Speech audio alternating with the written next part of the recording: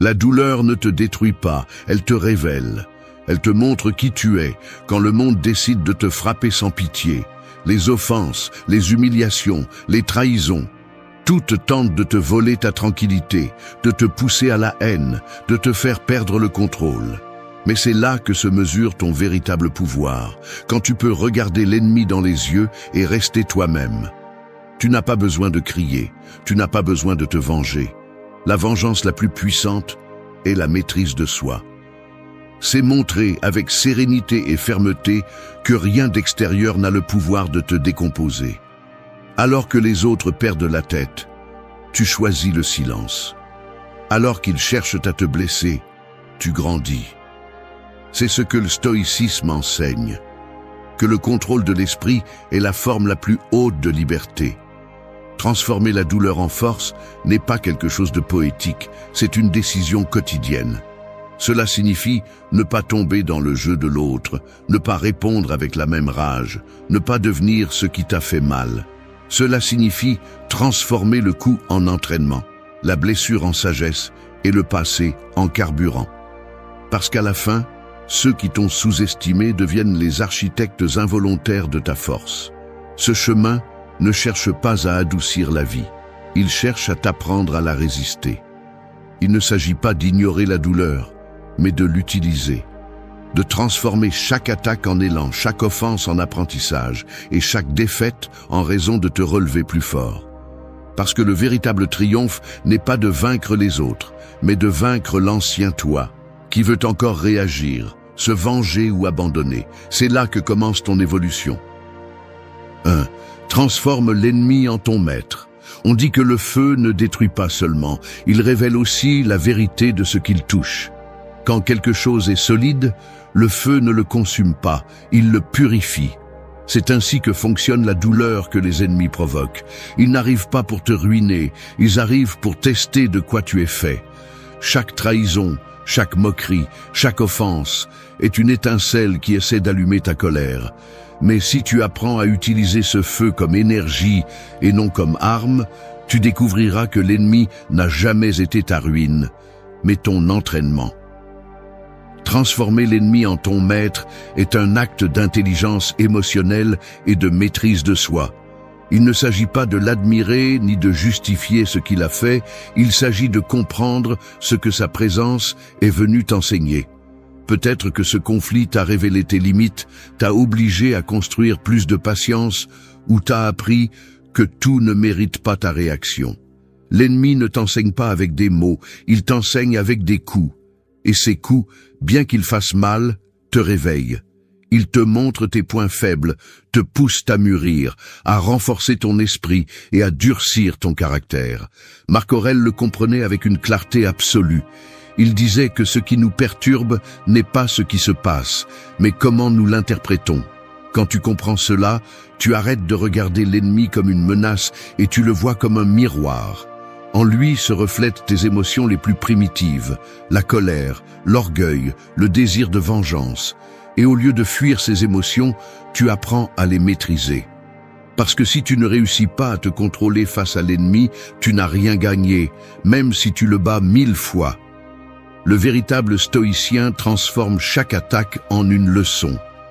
Si quelqu'un t'offense, il te montre l'importance de la tempérance. Si quelqu'un t'humilie, il t'apprend à renforcer ta dignité sans avoir besoin de la démontrer. Si quelqu'un te trahit, il te force à faire plus confiance à ton propre jugement. Ainsi, chaque rencontre avec un ennemi devient une leçon pratique sur la vertu. La douleur cesse d'être une punition et devient un outil de croissance. Pense-y. Combien de fois quelqu'un a voulu te voir tomber et grâce à cela tu t'es relevé plus fort? Combien de fois on t'a sous-estimé et cela t'a obligé à mieux te préparer? Les ennemis sont les architectes involontaires de ta force. Sans eux, tu serais peut-être encore au même endroit, sans l'urgence d'évoluer. La douleur qu'ils ont essayé de semer est devenue la graine de ta transformation. L'erreur est de nourrir le ressentiment. Quand tu le fais, l'ennemi te domine sans même te toucher.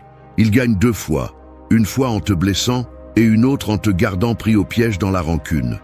Mais si tu apprends à l'observer avec froideur, sans haine, tu te libères. Tu laisses son attaque être son fardeau, pas le tien. Parce que la véritable supériorité n'est pas de lui faire du mal, mais de montrer qu'il ne peut pas te sortir de ton centre. Le stoïcisme enseigne que tu ne peux pas contrôler ce que les autres font, mais tu peux décider comment répondre. Et dans cette réponse se trouve ta liberté.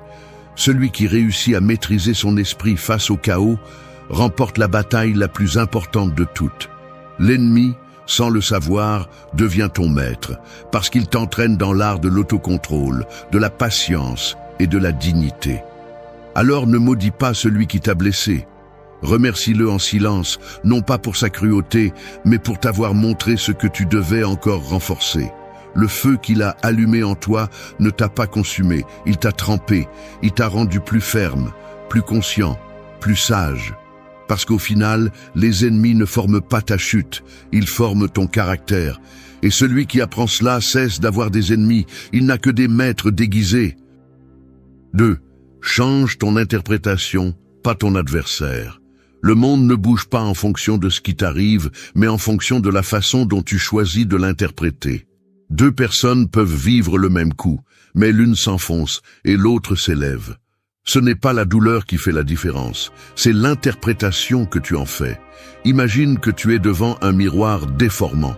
Si tu crois que l'image est réelle, tu finis par haïr le reflet. Mais si tu comprends que la distorsion n'est pas en toi, mais dans le miroir, tu reprends le contrôle. C'est ainsi que fonctionne l'esprit lorsque tu interprètes la douleur sans conscience. Tu finis par te battre avec des fantômes. La plupart des conflits ne naissent pas de ce qui se passe, mais de ce que nous pensons de ce qui se passe. Quand quelqu'un t'offense, ton esprit crée une histoire. Il m'a humilié, il m'a manqué de respect, il a voulu me détruire. Mais si tu changes l'interprétation, le pouvoir de l'agresseur s'évapore. Peut-être ne t'a-t-il pas humilié, il a montré son propre vide. Peut-être ne t'a-t-il pas manqué de respect, il a simplement révélé son manque d'éducation émotionnelle. Changer l'interprétation n'est pas justifier, c'est libérer. Épictète l'a expliqué avec une clarté brutale. Ce qui nous affecte n'est pas ce qui nous arrive, mais ce que nous pensons de ce qui nous arrive. Et c'est là que réside la véritable liberté. Si tu décides d'interpréter les offenses comme des épreuves, les échecs comme des enseignements et les rejets comme des redirections, tu deviens intouchable. L'extérieur perd son pouvoir sur toi. Quand tu maîtrises cette perspective, tu découvres que presque personne ne peut te blesser, parce que rien ne peut pénétrer un esprit qui a appris à traduire la douleur en croissance. L'interprétation est le filtre entre le chaos et le calme. Si ton filtre est sale d'orgueil ou de blessures passées, tu verras tout comme une attaque.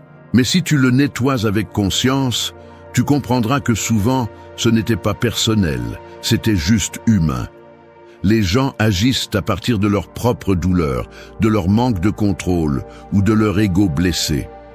Quand tu arrêtes de le prendre comme quelque chose dirigé contre toi, tu te libères du cycle du ressentiment.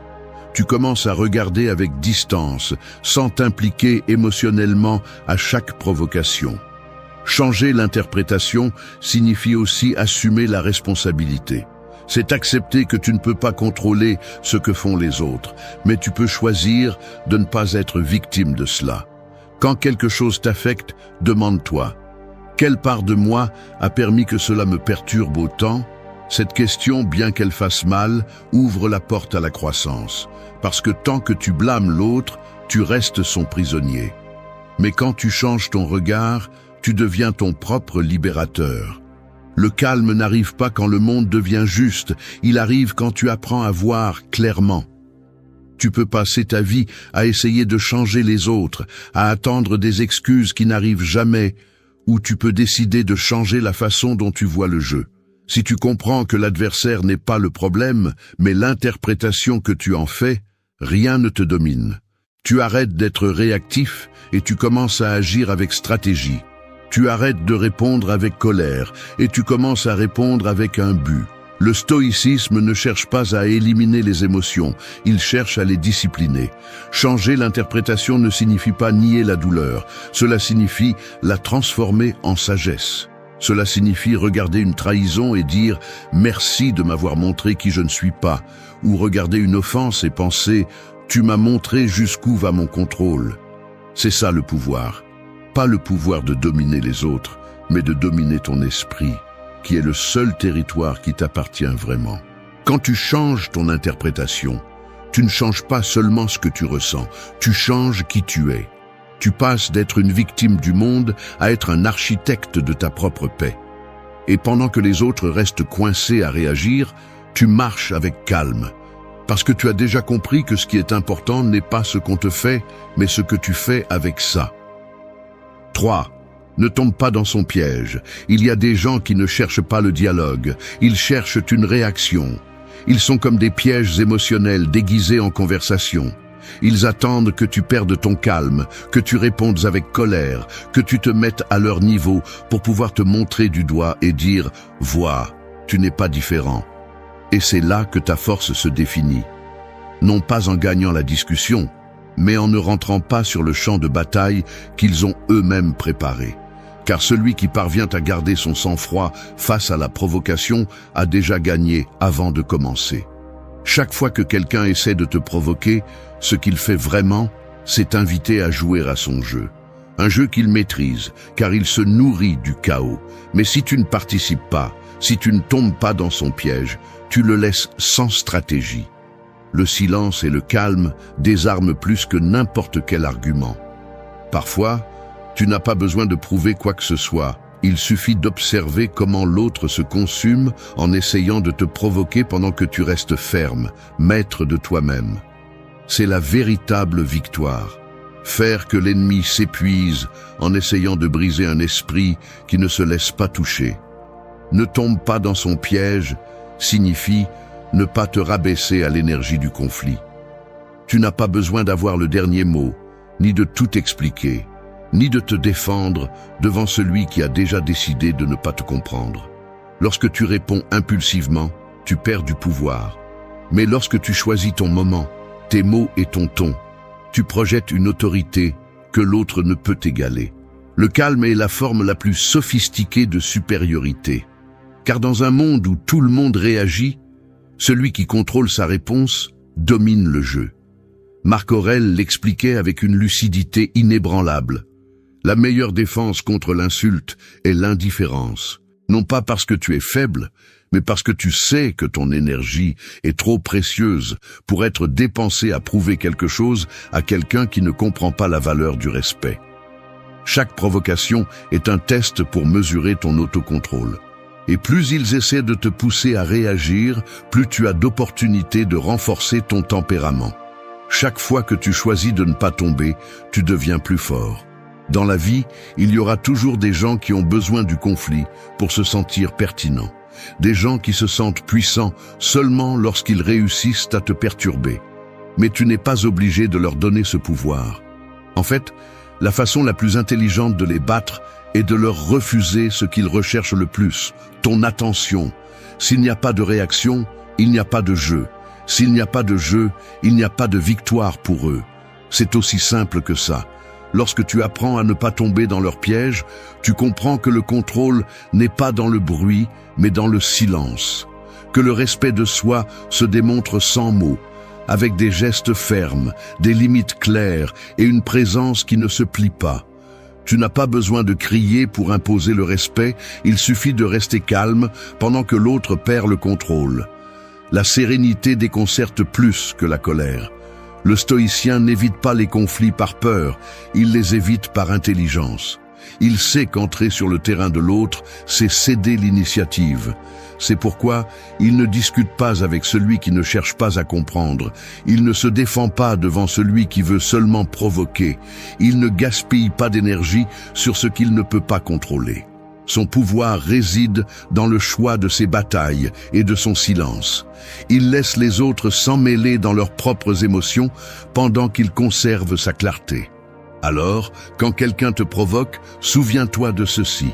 Tu n'as pas besoin de prouver quoi que ce soit. Ton autocontrôle est ton argument. Ton silence est ton cri, ton calme est ta victoire. Ne tombe pas dans son piège, car il n'y a pas de plus grand signe de force que de rester sur ton propre terrain. Et quand tu y parviens, tu n'auras pas seulement gagné une discussion, tu auras gagné la maîtrise de toi-même, qui est la bataille la plus importante de toutes. 4. Fais de ton évolution la seule réponse. Le temps met chacun à sa place, mais ton évolution les laisse sans voix. Il n'y a pas d'argument plus puissant que le changement silencieux de celui qui a été sous-estimé. La meilleure réponse n'est pas un discours, c'est ton progrès. Quand le monde s'attend à ce que tu te brises et te voit avancer, sans te plaindre, sans te rabaisser, sans t'arrêter, il est désarmé. Parce qu'il n'y a pas de vengeance plus élégante que de continuer à grandir pendant que les autres continuent à parler. La plupart répondent à la douleur par la colère, au mépris par l'orgueil, à l'humiliation par la vengeance. Mais celui qui comprend vraiment le pouvoir de l'autocontrôle transforme tout cela en énergie. Chaque offense devient du carburant, chaque échec, une leçon, chaque perte, une motivation silencieuse. L'évolution ne se crie pas, elle se démontre. Tu n'as pas besoin de prouver à personne que tu as changé, il suffit de continuer à marcher pendant qu'il reste à regarder. Quand tu apprends à faire de ton évolution la seule réponse, tu te libères du désir d'approbation. Tu ne te soucies plus de convaincre personne, ni de prouver ta valeur, ni de clarifier ce que les autres déforment. Tu commences à comprendre que la croissance ne cherche pas des témoins, elle cherche des résultats. Il ne s'agit pas de se taire par peur, mais de se taire parce que ton énergie n'est plus pour des discussions sans but, et que la chose la plus sage que tu peux faire pour toi-même est d'investir ton temps à devenir une meilleure version de toi-même, pas à le prouver. Le stoïcisme enseigne que tu ne dois pas réagir au bruit, mais à la raison. Sénèque disait que rien ne montre plus de force que de rester ferme sans avoir besoin de crier. C'est l'essence de l'évolution stoïcienne. Répondre par des actes, pas par des mots. Quand l'ego te dit « prouve-leur », l'âme mature répond « ce n'est pas nécessaire ». Les gens peuvent te nier tes paroles, mais ils ne peuvent pas nier tes résultats. Chaque humiliation, chaque trahison, chaque offense a été une invitation à grandir. Certains ont choisi de rester coincés dans la blessure, tu as choisi de guérir. Et cette différence change tout, parce que celui qui évolue devient inaccessible. Il ne peut plus être manipulé par les mêmes provocations. Il n'a plus besoin de valider sa valeur. Il ne cherche plus de revanche. L'évolution te rend immunisé contre le petit. Ce qui t'affectait avant te semble maintenant sans importance. Ce qui te faisait mal avant t'enseigne maintenant. C'est ça la vraie croissance. Tu n'as pas besoin de te venger de personne. Laisse ta discipline parler pour toi. Laisse tes réalisations être ta réponse. Parce que pendant que tu construis, ils continuent à observer du même point. Et quand cela arrive, le silence devient le témoignage le plus fort. Tu n'es plus la personne qui a été blessée, tu es la personne qui a appris. Chaque pas que tu fais sans regarder en arrière est une façon de dire « cela ne m'a pas arrêté ». Transformer la douleur en évolution ne signifie pas nier la blessure, cela signifie l'utiliser. C'est accepter que le passé ne s'efface pas, mais peut rediriger ta force. C'est regarder ce qui a fait mal et dire « cela m'a changé, mais cela m'a changé pour le mieux ». La maturité arrive quand tu comprends que la victoire la plus profonde ne se célèbre pas en public, elle se ressent dans l'âme. C'est la paix que tu ressens quand tu sais que tu n'as plus besoin de te battre. Alors ne cherche pas à ce que les autres reconnaissent ton changement. Ils verront le résultat quand leur critique ne t'affecte plus, quand leur silence ne te fait plus mal, quand leur mépris ne te limite plus. Ton évolution n'a pas besoin d'applaudissements, juste de constance. Parce que celui qui continue à grandir sans rancune, sans bruit et sans s'arrêter, finit par conquérir le terrain le plus précieux de tous, son propre esprit. Et c'est la victoire que personne ne peut te prendre. 5. Pardonne mais établis des limites fermes. Pardonner n'est pas toujours un acte de bonté envers l'autre, c'est souvent un acte d'intelligence envers soi-même. C'est comme nettoyer une blessure avant qu'elle ne s'infecte, non pas parce que la coupure ne fait pas mal, mais parce que tu sais que la laisser ouverte ne fera que te faire du mal. Le pardon n'efface pas ce qui s'est passé, mais il coupe le lien invisible qui te maintient attaché à cette douleur. Ce n'est pas une faiblesse, c'est une stratégie. Le problème est que beaucoup de personnes confondent pardonner avec permettre, et c'est là qu'elles perdent leur pouvoir. Pardonner ne signifie pas donner des secondes chances illimitées. Cela signifie comprendre, apprendre et ensuite prendre de la distance. Il ne s'agit pas de te réconcilier avec celui qui t'a blessé, mais de te réconcilier avec ce que tu ressens. Le pardon stoïcien ne cherche pas la rédemption, il cherche la libération. C'est regarder ce qui s'est passé avec calme, sans haine, sans rancune, et décider consciemment de ne pas laisser cela te dominer. Parce que tant que tu ne pardonnes pas, l'autre continue d'occuper de l'espace en toi, continue de perturber ta paix, continue de gagner sans même être présent.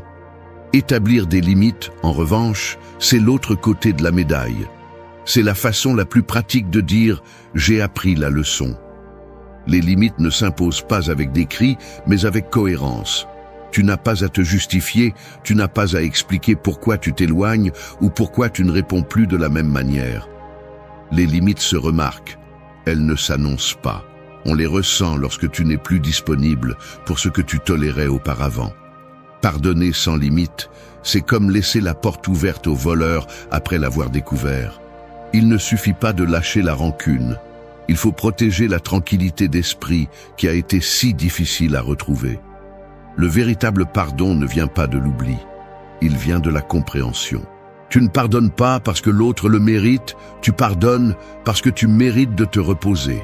Tu le fais parce que tu comprends que la haine t'épuise, que la vengeance t'enchaîne, que t'accrocher à la douleur ne fait que retarder ton évolution. Mais avec ce pardon doit venir la fermeté de ne pas te remettre dans la même position. Le pardon sans limite n'est pas une vertu, c'est de l'auto-abandon. Marc Aurèle disait que la meilleure façon de te venger de tes ennemis est de ne pas leur ressembler. Et cela inclut la façon dont tu gères tes émotions. Tu n'as pas besoin de punir quelqu'un pour guérir, il suffit de ne pas répéter le cycle. Parfois, la meilleure réponse est le silence et la distance. Lorsque tu cesses de réagir, lorsque tu cesses de participer au drame, lorsque tu refuses de faire partie du même jeu, tu récupères le pouvoir que tu avais perdu. Établir des limites fermes ne signifie pas devenir froid ou indifférent. Cela signifie avoir une clarté sur ce que tu mérites. C'est apprendre à dire non sans culpabilité, assez sans peur et je m'en vais sans haine. C'est le résultat de t'être connu, d'avoir compris ta valeur et d'avoir appris que celui qui te respecte vraiment ne t'oblige pas à franchir tes propres limites. La limite n'éloigne pas les autres, elle filtre qui doit vraiment rester. Le pardon et les limites sont les deux faces de la liberté émotionnelle. L'un te nettoie du passé, l'autre te protège de l'avenir. Sans pardon, tu vis en portant ce qui n'existe plus. Sans limite, tu répètes ce qui t'a déjà détruit. La sagesse est de les équilibrer, lâcher sans ressentiment et t'éloigner sans culpabilité. Pardonner n'est pas ouvrir les bras, c'est fermer le cycle. Et établir des limites n'est pas de la froideur, c'est du respect de soi. Lorsque tu maîtriseras cet équilibre, rien ni personne ne pourra te manipuler avec la culpabilité, ni te blesser avec le passé. Tu marcheras léger, avec la conscience tranquille, sachant que tu ne hais personne, mais que tu ne te trahis pas non plus. C'est le point exact où commence la véritable paix intérieure, celle qui ne dépend plus de ce que font les autres, mais de ce que tu permets. 6. Ne ressemble pas à ton ennemi. La douleur a un piège silencieux. Si tu ne la gères pas, elle te transforme en ce qui t'a blessé. Quand tu laisses la colère te guider, tu commences à parler, agir et réagir comme celui qui t'a fait du mal. Tu te justifies en pensant que tu ne fais que te défendre, mais sans t'en rendre compte, tu te transformes en son reflet. Et il n'y a pas de défaite plus triste que celle-ci, celle de perdre ton essence en essayant de gagner une bataille qui n'en vaut plus la peine. Ne pas ressembler à ton ennemi est l'un des actes les plus difficiles de maturité émotionnelle. Il nécessite une maîtrise de soi, du calme et une profonde clarté de qui tu es. Il ne s'agit pas de prétendre que ce qui s'est passé ne te fait pas mal, mais de refuser de répondre avec le même poison. Si l'autre ment, tu choisis la vérité. Si l'autre manipule, tu choisis la transparence. Si l'autre cherche la guerre, tu choisis le silence. Ce n'est pas de la faiblesse, c'est de l'intelligence. Car celui qui te contrôle émotionnellement te domine. Mais celui qui ne parvient pas à te sortir de ton centre te respecte, même s'il ne l'admet pas. Le stoïcien ne se définit pas par l'ennemi, il se définit par son caractère. Marc Aurèle disait que l'âme se teint de la couleur de ses pensées. Si tes pensées sont pleines de haine, tu finiras par être peint de la même teinte que ceux qui t'ont blessé. C'est pourquoi chaque fois que tu es blessé, au lieu de penser « je le ferai payer », pense « je ne permettrai pas que cela change ce que je suis ». Cette décision change tout, car elle protège ton essence, ta paix et ton humanité. Beaucoup confondent le calme avec la reddition, mais en réalité, c'est le plus grand acte de force. Contrôler ta réaction quand tu as des raisons d'exploser est la preuve la plus claire de pouvoir intérieur. Tu n'as pas besoin de répondre à chaque provocation, ni de prouver quoi que ce soit à celui qui ne comprend pas la valeur du respect. Parfois, ne pas réagir est la forme de réponse la plus puissante. Le silence de celui qui maîtrise son esprit vaut plus que 1000 mots de celui qui a perdu le contrôle. Ne pas ressembler à ton ennemi signifie ne pas permettre que son obscurité te contamine. Ne laisse pas sa haine te faire douter de tout le monde, ni son mensonge te rendre froid. Ne permets pas que ce qu'ils t'ont fait te fasse perdre foi en toi-même. Chaque blessure peut te rendre plus sage ou plus dur, et ce choix ne dépend que de toi. Choisis d'apprendre, pas de durcir. Choisis de grandir, pas de te venger. Parce que si l'autre a réussi à te faire répondre comme lui, alors il a gagné, même si tu le nies. Le stoïcisme enseigne que le véritable pouvoir réside dans la tempérance, pas dans la revanche. Sénèque disait que l'homme fort est celui qui maîtrise ses passions, pas celui qui leur obéit. Chaque provocation que tu affrontes est une occasion de montrer que ton contrôle vaut plus que le besoin de te défouler. N'imite pas ce que tu méprises. Ne copie pas la façon dont les autres traitent la douleur. Ton calme doit être ton bouclier, ta conduite ton message et ta cohérence ta vengeance. Apprendre à ne pas ressembler à ton ennemi, c'est apprendre à vivre avec intégrité. Cela signifie faire ce qui est juste même si personne ne le voit, garder ta dignité même si personne ne la reconnaît. Cela signifie comprendre que la plus grande victoire n'est pas de faire tomber l'autre, mais d'éviter de tomber à son niveau. Parce que la rancœur te lie au passé, et la vengeance te maintient prisonnier de ce que tu as juré de surmonter. Quand quelqu'un te blesse, considère-le comme un avertissement, pas comme un exemple. Il t'a montré le chemin à ne pas suivre, la forme que tu ne veux pas adopter, l'énergie que tu ne veux pas projeter. Chaque attaque peut être une leçon si tu as l'esprit clair. Ne te rabaisse pas, ne deviens pas ce qui t'a blessé. Reste fidèle à ton essence, même quand ça fait mal. C'est la vraie victoire, celle qui ne se célèbre pas avec du bruit, mais avec la paix de savoir que tu ne t'es pas corrompu. 7. Utilise le silence comme ton arme la plus puissante. Le silence est comme une épée invisible. Il ne fait pas de bruit, mais il coupe avec précision. Alors que beaucoup s'épuisent à essayer de se défendre, de s'expliquer ou de répondre, celui qui maîtrise le silence devient imprévisible, inaccessible et difficile à perturber. Non pas parce qu'il n'a pas de mots, mais parce qu'il sait que tous ne méritent pas d'être prononcés. Le silence n'est pas une absence de voix, c'est une présence de pouvoir. C'est la forme la plus raffinée de montrer que tu n'as plus besoin de convaincre personne, ni de gagner chaque bataille. Dans un monde qui réagit avant de penser, se taire est un acte de rébellion. Quand quelqu'un essaie de te provoquer, il attend ta réponse, ton explosion, ta défense. Mais si tu gardes le silence, tu le désarmes. Tu lui enlèves sa source d'énergie, sa scène et son contrôle. Rien ne déconcerte plus un provocateur que l'indifférence de celui qui ne tombe pas dans son jeu. Parce que le silence n'est pas soumission, c'est domination. C'est la décision consciente de ne pas prêter ton énergie à celui qui ne la mérite pas. Marc Aurèle disait que quand quelqu'un t'offense, rappelle-toi qu'il n'exprime que sa nature, pas la tienne. Cette phrase renferme le pouvoir du silence. Se taire ne signifie pas accepter l'injustice. Cela signifie refuser d'entrer dans l'arène du bruit où tout le monde perd. Cela signifie comprendre que tu n'as pas à répondre à chaque attaque, ni à clarifier chaque mensonge, ni à prouver ta valeur avec des mots.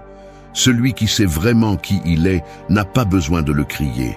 Sa présence parle d'elle-même. Le silence a une force que les gens sous-estiment.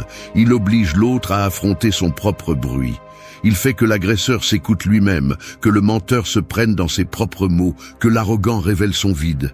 Et pendant ce temps, tu restes serein, observateur. Cette distance émotionnelle ne protège pas seulement ta tranquillité. Elle te permet aussi d'agir avec stratégie. Parce que quand tu ne réagis pas, tu choisis le moment, le ton et la manière dont tu répondras, si tu décides de le faire. Utiliser le silence comme une arme signifie aussi te connaître. Cela signifie savoir quand parler et quand ne pas le faire, quand expliquer et quand éloigner. Tout le monde ne mérite pas une réponse, et tout conflit n'a pas besoin d'être résolu à voix haute. Le silence bien utilisé n'est pas de la lâcheté, c'est de l'intelligence émotionnelle à son plus haut niveau. Le sage ne se précipite pas pour parler, parce qu'il comprend que chaque mot a du poids, et celui qui parle sans réfléchir finit par être prisonnier de son propre élan. Les stoïciens voyaient dans le silence une vertu, une preuve de maîtrise de soi. Sénèque affirmait que celui qui peut se taire au milieu de l'offense démontre que son esprit n'est pas esclave des émotions. Le silence ne protège pas seulement, il éduque aussi. Il enseigne aux autres qu'avec toi, on ne joue pas avec des mots vides, que ta paix n'est pas à vendre, que ton énergie a de la valeur. C'est une façon d'imposer le respect sans élever la voix. Ne confonds pas le silence avec la faiblesse. Parfois, c'est le rugissement le plus fort qui existe. C'est le calme qui précède la décision correcte, la distance qui évite une guerre inutile, le reflet de quelqu'un qui a appris que tout ne mérite pas une réponse. Le silence te sépare du chaos et te rapproche de la clarté. C'est l'espace où tu peux voir les choses telles qu'elles sont, pas comme la colère les peint. Chaque fois que tu choisis de te taire face à la provocation, tu envoies un message plus puissant que n'importe quel mot, qu'ils ne peuvent pas te toucher.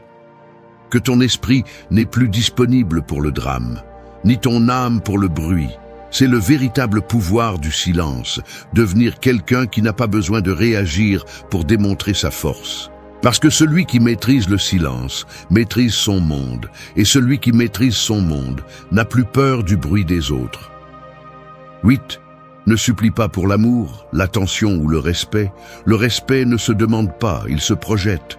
L'amour ne se mendie pas, il s'inspire. L'attention ne se réclame pas, elle s'attire. Suppliquer pour l'une de ces trois choses est comme essayer d'allumer une bougie en soufflant dessus avec désespoir. Plus tu essaies, plus tu l'éteins rapidement. La dignité meurt lentement chaque fois que tu implores d'être vu, compris, ou valorisé par quelqu'un qui ne t'offre que des miettes. L'esprit est comme une tempête qui ne s'arrête jamais. Des pensées qui se heurtent, des soucis qui grondent, des souvenirs qui reviennent quand tu t'y attends le moins. Tu n'as pas besoin d'être en danger pour te sentir épuisé, il suffit de trop penser. La plupart des gens ne vivent pas leur vie, ils la suranalysent, et dans cet excès de pensée, on perd la paix, l'énergie et la clarté. Apaiser l'esprit ne signifie pas se déconnecter du monde ou échapper au chaos. C'est apprendre à marcher à l'intérieur de celui-ci sans perdre l'équilibre. C'est rester ferme pendant que tout bouge. C'est l'art de répondre calmement lorsque ton esprit te crie de réagir.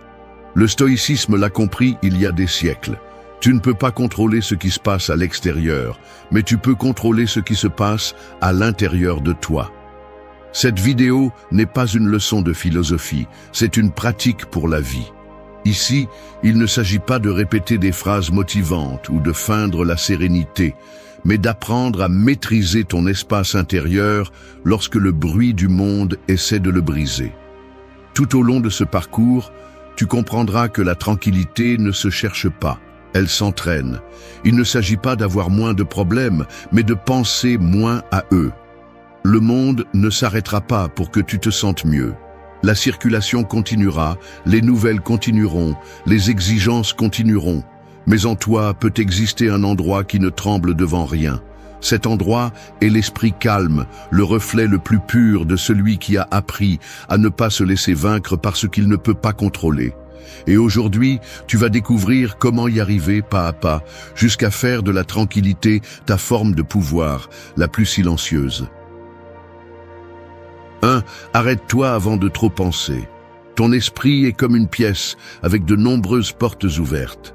Chaque pensée qui entre laisse une trace, une voix, une ombre. Si tu ne les fermes pas à temps, toutes ces voix commencent à parler en même temps.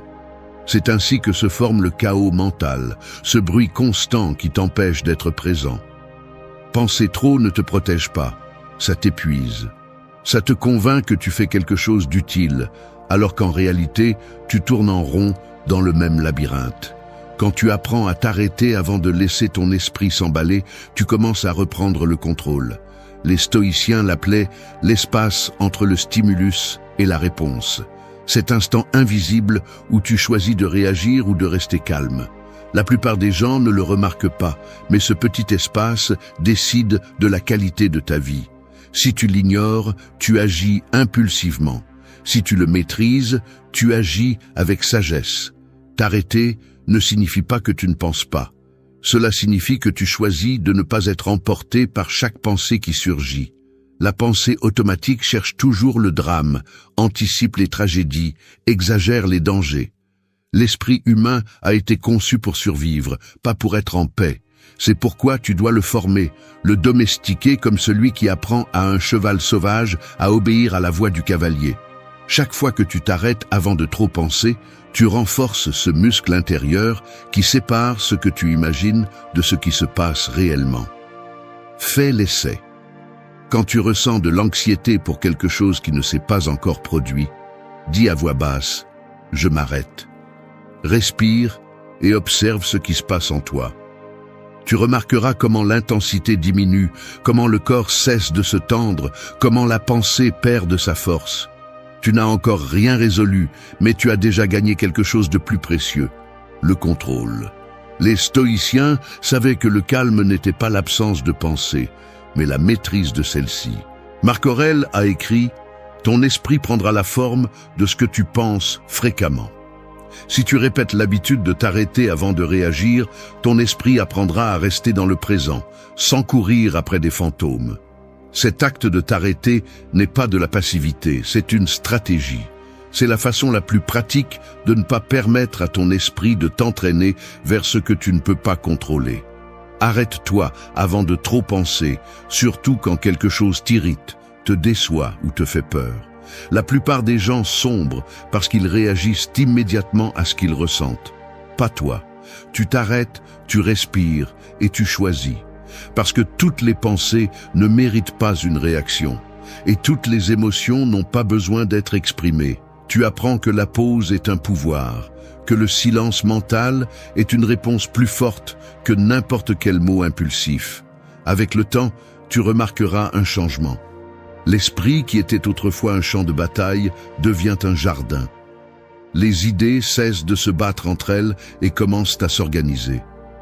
Tu n'es plus dominé par la peur, le doute, ni le besoin d'avoir toutes les réponses. Tu comprends que tu ne contrôleras pas chaque situation, mais tu peux contrôler ce que tu décides de penser à son sujet. Et c'est là que commence la liberté. Maîtriser la pause, c'est se maîtriser soi-même. Car celui qui parvient à arrêter la pensée avant qu'elle ne le consume, parvient aussi à maîtriser sa vie. Chaque fois que tu choisis de ne pas trop penser, le bruit du monde perd de son pouvoir sur toi. Et dans ce calme, tu découvres quelque chose que la plupart des gens n'apprennent jamais, que le calme n'arrive pas quand tout est résolu, mais quand tu choisis de ne pas t'agiter pour ce que tu ne peux pas changer. 2. Écris pour libérer ton esprit. L'esprit ressemble à une pièce en désordre.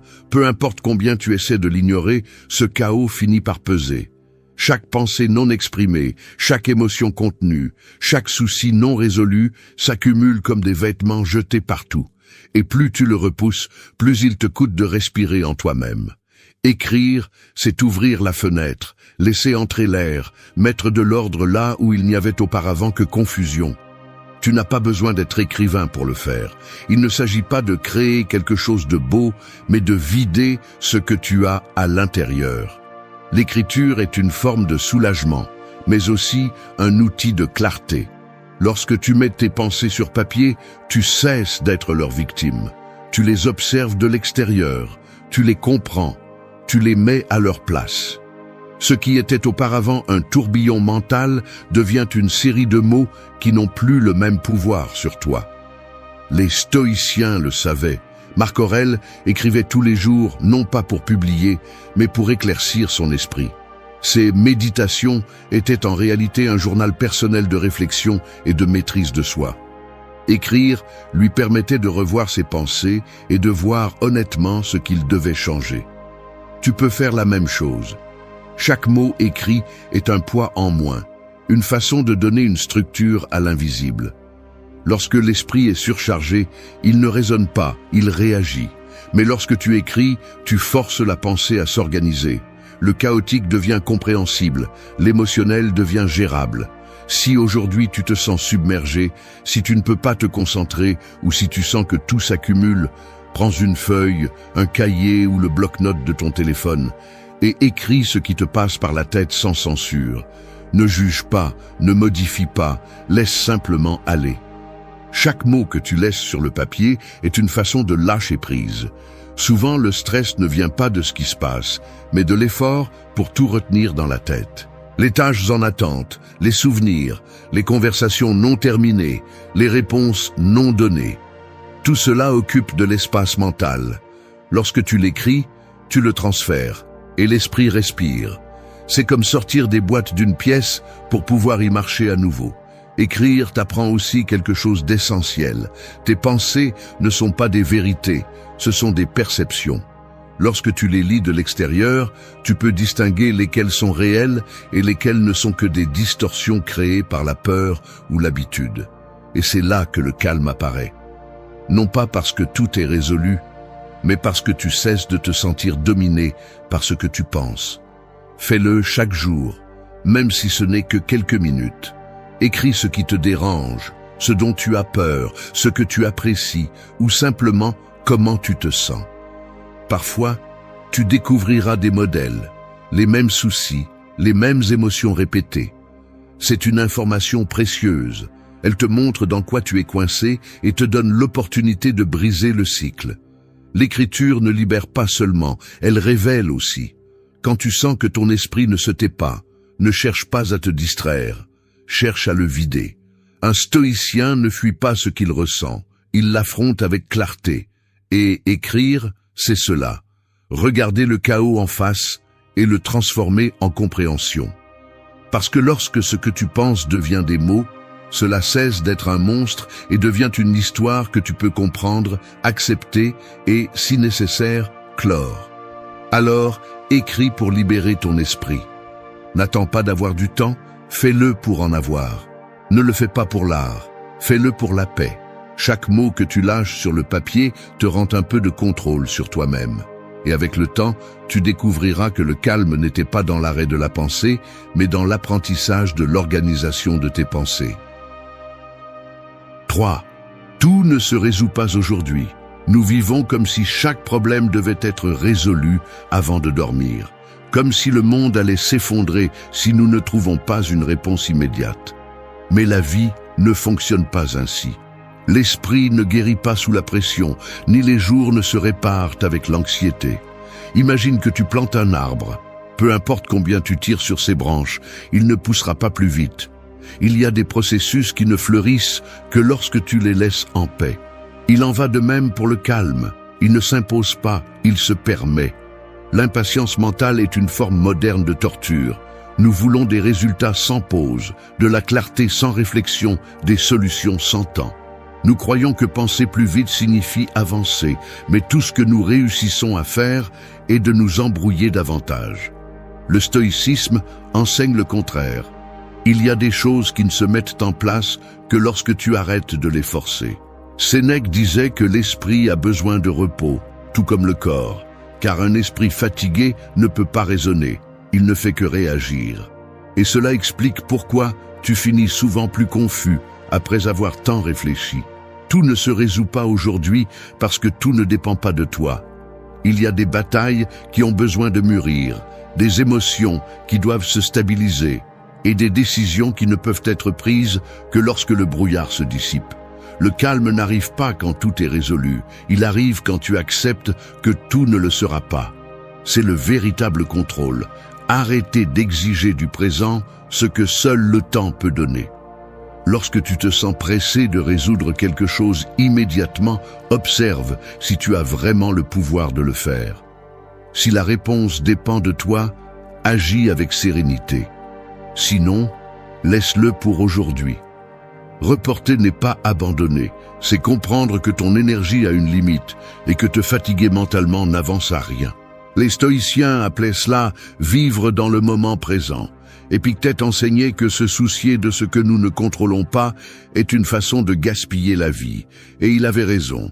Penser excessivement à ce que tu ne peux pas changer est comme ramer sur la terre ferme. Tu t'épuises sans bouger. Apprendre à t'arrêter ne signifie pas que tu ignores tes problèmes. Cela signifie que tu comprends quand agir et quand attendre. Dans cette attente, l'âme se réorganise. L'esprit cesse de tourner et quelque chose que tu avais oublié apparaît. La perspective. Tu ne peux pas voir clairement quand tu es au milieu du tourbillon. C'est pourquoi les sages attendaient que l'eau de la rivière se calme avant de la traverser. La patience n'est pas passivité, c'est stratégie. Lorsque tu comprends cela, quelque chose change en toi. Tu arrêtes de te sentir coupable de ne pas tout contrôler. Tu commences à comprendre que la clarté n'est pas obtenue par la pression, mais par le repos. Et tu découvres qu'en arrêtant de forcer les choses, elles se mettent souvent en place d'elles-mêmes. Non pas parce que le monde change, mais parce que tu ne te bats plus avec lui. Pratique cela chaque jour. S'il y a quelque chose que tu ne peux pas résoudre aujourd'hui, dis « Cela n'a pas besoin de réponse maintenant ». Permets-toi de te reposer. L'esprit qui se repose revient plus fort. Ce qui hier semblait un chaos, demain peut avoir un sens, parce que tout ne se résout pas aujourd'hui, mais tout s'entend lorsque tu apprends à attendre sans désespérer. C'est l'enseignement profond de cette étape. Le contrôle n'est pas dans la résolution de tout, mais dans le fait de ne pas te détruire en voulant le faire. La paix arrive quand tu arrêtes de presser la vie pour qu'elle se passe à ton rythme et que tu apprends à faire confiance au sien. Chaque jour que tu choisis de reporter l'anxiété, tu choisis aussi de prendre soin de ton esprit. Et cet acte silencieux, répété avec constance, te transforme en quelqu'un qui n'a plus besoin que le monde se calme pour être en paix. 4. Apprenez à lâcher prise avec humilité.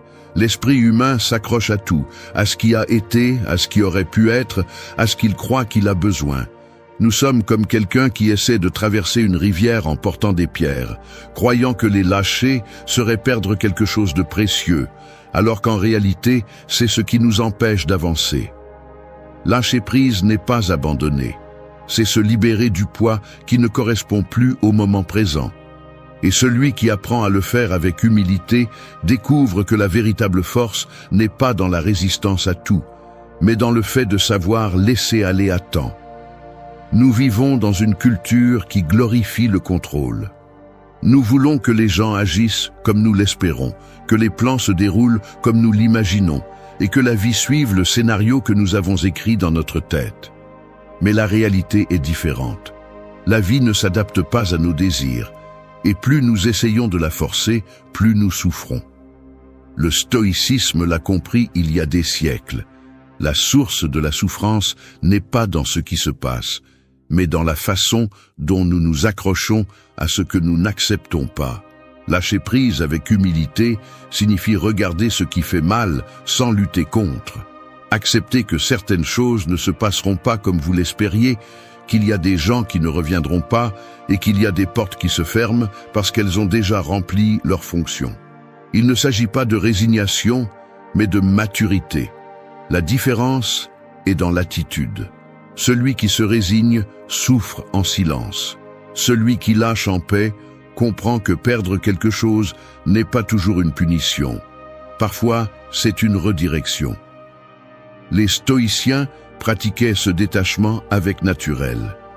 Épictète disait que nous ne devrions pas souhaiter que les choses se passent comme nous le voulons, mais les vouloir telles qu'elles se produisent. C'est l'essence du contrôle interne. Quand vous arrêtez de résister, le poids s'allège, l'esprit s'éclaircit et l'énergie se libère pour se concentrer sur ce que vous pouvez transformer. Lâcher prise avec humilité n'est pas de l'indifférence, c'est de l'intelligence émotionnelle. C'est regarder ce que vous ne pouvez pas changer et décider de ne pas laisser cela vous voler votre paix. Pensez à ceci. Chaque pensée que vous répétez sur ce que vous ne pouvez pas contrôler est une corde que vous renforcez. Si vous lâchez, vous ne tombez pas, vous vous libérez. Mais pour lâcher, il faut de l'humilité, car l'ego veut toujours avoir raison. Il cherche toujours à expliquer, à justifier ou à blâmer. L'âme tranquille, en revanche, accepte simplement et continue. Et cela, bien que cela puisse paraître simple, est l'une des formes les plus pures de force intérieure. Pratiquez cette habitude quand quelque chose ne se passe pas comme vous l'espériez. Si une conversation ne se termine pas bien, si une journée se complique ou si un objectif est retardé, ne vous punissez pas mentalement en répétant « Pourquoi cela n'a pas marché ?» Dites avec sérénité « C'est aussi bien comme ça ». En le faisant, vous coupez le cycle de la pensée obsessionnelle. Cette phrase, bien que brève, contient une sagesse profonde. Acceptez le présent tel qu'il est, sans le résister, ni le dramatiser. Lâcher prise ne signifie pas oublier. Cela signifie arrêter de vivre à partir de la blessure. C'est comprendre que ce que vous avez perdu vous a formé, que ce qui est parti a laissé une leçon, et que s'accrocher ne fait que prolonger la douleur. Quand vous lâchez prise, le cœur respire et l'esprit se calme, et dans ce silence intérieur commence le véritable calme. Apprendre à lâcher prise avec humilité, c'est apprendre à vivre avec dignité. Parce que tout ce qui est perdu n'est pas une défaite. Parfois, c'est le début de quelque chose de plus stable, de plus réel, de plus aligné avec vous. Celui qui lâche prise n'est pas faible, il est sage. Parce qu'il comprend que la vie ne consiste pas à gagner toujours, mais à maintenir la paix même lorsque les choses ne se passent pas comme vous l'espériez. Et dans cet équilibre silencieux se trouve la liberté qu'aucun contrôle ne pourrait vous donner. 5. Respire avant de répondre. L'air est la seule chose qui est toujours avec toi, mais tu l'utilises rarement en pleine conscience. Nous vivons en respirant sans vraiment respirer, laissant le corps le faire automatiquement pendant que l'esprit court sans arrêt. Cependant, chaque respiration est une opportunité de reprendre le contrôle. Pense au feu. Il ne s'éteint pas en le frappant, il s'éteint en lui enlevant l'oxygène. C'est ainsi que s'éteignent les impulsions, les colères et les réactions qui détruisent la tranquillité. Lorsque tu apprends à respirer avant de répondre, tu éteins l'étincelle avant qu'elle ne se transforme en incendie. Dans les moments de tension, l'esprit réagit plus vite que la raison. La colère, la frustration ou la peur prennent le contrôle. Et ce qui sort de la bouche n'est souvent pas ce que tu veux dire, mais ce que ton impulsion décide pour toi. C'est la différence entre un esprit agité et un esprit entraîné. Le stoïcien ne répond pas depuis l'émotion, il répond depuis la clarté.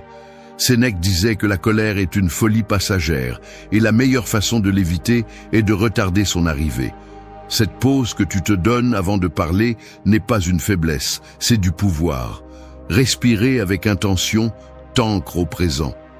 Cela te rappelle que tu n'as pas à réagir à tout, que la plupart des conflits s'aggravent parce que quelqu'un n'a pas su attendre 3 secondes avant de répondre. Ces 3 secondes peuvent être la frontière entre le chaos et la paix. Lorsque tu respires profondément, tu donnes à ton esprit le temps de revenir au centre. Le cœur se calme, la tension diminue et la pensée s'éclaircit. Ce qui semblait urgent cesse de l'être, et l'émotion qui semblait si forte perd de sa force. Il ne s'agit pas seulement de techniques de relaxation, il s'agit de sagesse pratique. Chaque respiration consciente est un rappel que tu contrôles la direction, même si tu ne contrôles pas la tempête. Lorsque quelqu'un te provoque, lorsque quelque chose ne se passe pas comme tu l'espérais, lorsque tu sens que tu es sur le point d'exploser, arrête-toi. Inspire lentement. Expire encore plus lentement et observe comment ta perception change. Cette pause est ton bouclier. Celui qui sait respirer avant de répondre n'agit jamais depuis la faiblesse. Imagine une discussion où, au lieu de crier, tu choisis de respirer. L'autre peut continuer à être perturbé, mais toi, tu gardes ton calme. Cela désarme toute tentative de manipulation ou de conflit. Le silence après une respiration profonde vaut plus que 1000 mots dits avec colère. Contrôler ta respiration, c'est contrôler ton destin à cet instant, car celui qui maîtrise son souffle maîtrise aussi son esprit. Il ne s'agit pas de réprimer ce que tu ressens, mais de le traiter intelligemment. La respiration ne nie pas l'émotion, elle la transforme.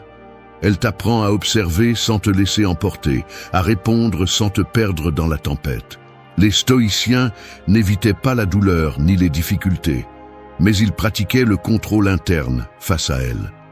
La respiration était un moyen de se reconnecter à la raison, de se rappeler qu'aucun sentiment ne mérite de te voler ta paix. Fais-en une partie de ta vie quotidienne. Quand quelque chose te perturbe, respire. Quand tu ressens de l'anxiété, respire. Quand ton esprit veut courir plus vite que la réalité, respire. Ce n'est pas une solution magique, mais c'est une discipline qui change la façon dont tu affrontes le monde. Chaque respiration consciente est un acte de maîtrise de soi, un rappel que ton calme ne dépend de personne d'autre. Respire avant de répondre, parce que la tranquillité ne s'impose pas. Elle se cultive dans ces secondes où tu choisis de ne pas être l'esclave de la réaction. Et quand tu réussiras à le faire encore et encore, tu découvriras que l'air ne maintient pas seulement ton corps en vie, il maintient aussi ta clarté en vie. Et cette clarté, au milieu du bruit, est ta forme de pouvoir la plus silencieuse. 7. Fais de la pratique du silence une habitude. Le silence est comme l'aube, il est toujours là, mais peu de gens le remarquent. Nous nous sommes tellement habitués au bruit que le silence semble inconfortable, voire menaçant. La plupart préfèrent remplir chaque instant avec de la musique, des conversations ou des distractions, car rester silencieux signifie se confronter à soi-même. Cependant, le silence n'est pas vide, c'est la clarté. C'est l'espace où l'esprit se réorganise, où les idées se posent et où tu peux entendre ce dont tu as vraiment besoin.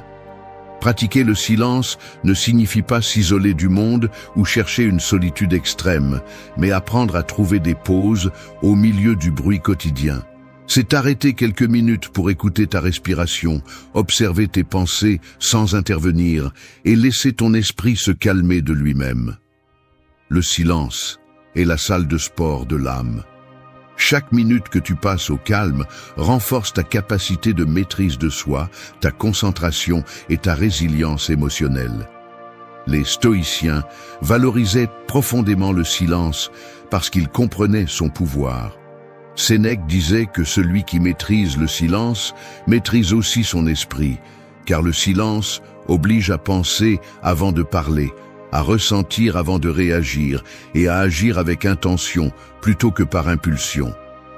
Dans un monde qui récompense la rapidité, le silence est un acte de rébellion consciente. T'arrêter quand tout le monde court ne te rend pas faible, cela te rend sage.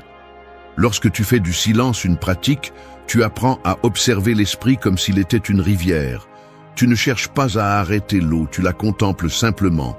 Tu laisses les pensées passer sans t'accrocher à aucune d'entre elles, sans lutter pour les contrôler. Au début, cela peut être inconfortable, mais cet inconfort est le signe que tu es en train de nettoyer le bruit intérieur. Chaque seconde de silence est un rappel que le calme ne se cherche pas à l'extérieur, il se cultive à l'intérieur. Dans la pratique quotidienne, tu peux trouver des moments de silence dans les choses les plus simples.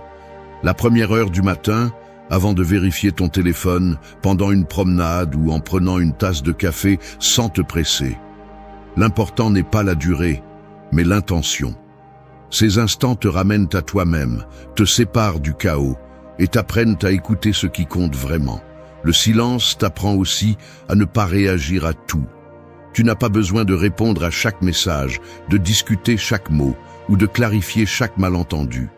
Le silence est une réponse, et souvent la plus intelligente.